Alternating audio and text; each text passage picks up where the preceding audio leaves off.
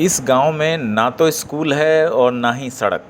नहीं मिला किसी को इंदिरा आवास का लाभ। आइए जानते हैं इस गांव के बारे में। नवादा प्रखंड क्षेत्र के डोहड़ा पंचायत में एक गांव है संगोबर मुसहरी। राजगीर पहाड़ की तलहटी में बसे इस गांव की दूरी प्रखंड मुख्यालय से लगभग 10 किलोमीटर है। 65 घर के इस गांव की कुल आबादी लगभग 500 के बराबर है, जो सबके सब महादलित हैं। सरकार नित्य प्रति दलितों और महादलितों के विकास के लिए नई नई योजनाओं की घोषणा कर रही है। केंद्र या राज्य सरकार के विकासोन्मुखी योजनाओं का कोई भी लाभ इस गाँव में तो दिखाई नहीं पड़ता है। शिक्षा, पेयजल, आवास, चिकित्सा, सड़क सभी से वंचित इस गांव के लोग प्रतिदिन अपने भाग्य पर रोते हैं। इस गांव में पीने के लिए पानी का कोई साधन भी नहीं है। एक पुराना कुआं और एक सरकारी चापाकल है। कुआं में बरसात के दिनों में पानी रहता है, जिससे पानी की समस्या दूर हो जाती है, लेकिन जैसे ही बरसात का मौसम समाप्त होता है, पानी की समस्या फिर होने लगती है, क्योंकि कुएं की गहराई मात्र 20 फीट है, जिसके कारण पानी बरसात समाप्त होते ही सूख जाता है। बहुत पहले इस गांव में PHED विभाग के द्वारा एक पहाड़ी चापाकल गड़वाया गया था,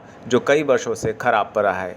सूद लेने वाला कोई नहीं है। हालात यह है कि यहाँ के लोग पीने के लिए पानी मोल खरीद रहे हैं। गाँव के बगल में संगोबर निवासी डोमी महतो के खेत में एक बोरिंग है, जिससे ग्रामीणों को पीने के लिए पानी मोटर पंप से मिलता है। बदले में ग्रामीण लोग चंदा करके गांव से 1000 रुपये प्रति माह देते हैं। बिजली कट जाने पर यहां के ग्रामीण 1 किलोमीटर दूर संगोबर गांव से पीने का पानी लाते हैं। एक बात और है, 65 घर की आबादी वाले इस गांव में एक भी पक्का मकान नहीं है। सभी के घर मिट्टी के बने हुए हैं। आज तक इस गाँव में प्रधानमंत्री आवास योजना का लाभ किसी भी ग्रामीण को नहीं मिला है। ग्रामीण विंदा, राजवंशी, कुंती देवी, गिरजा मांझी तथा सुरेंद्र मांझी समेत दर्जनों लोगों ने बताया कि इस गांव में रहने वाले ग्रामीणों के पास घर बनाने के लिए भूमि ही नहीं है।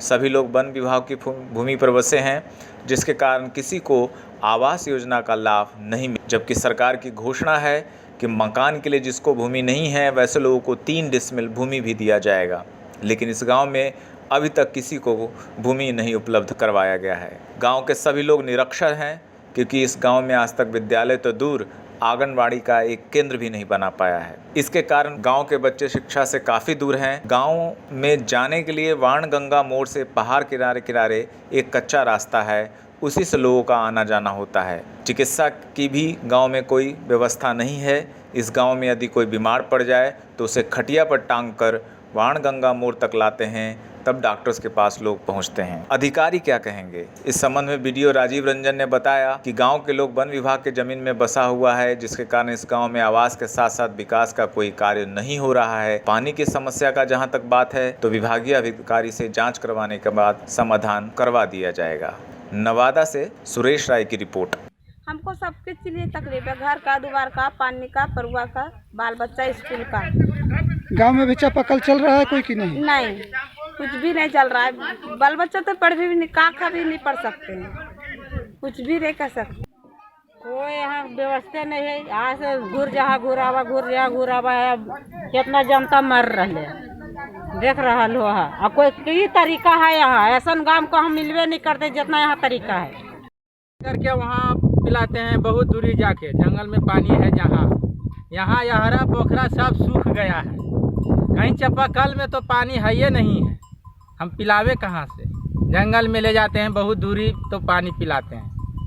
ऐसा है कि संगोबर मुसहरी का एक भाग पहाड़ किनारे, राजगीर के पहाड़ के किनारे बसा हुआ है, जो जैसा कि वहाँ के ग्रामीणों द्वारा बताया गया कि वो वन विभाग की ज़मीन है, जिसके कारण है जो कि वहाँ पे सोलिंग या अन्य विकास के कार्य अभी तक नहीं हो पाए हैं।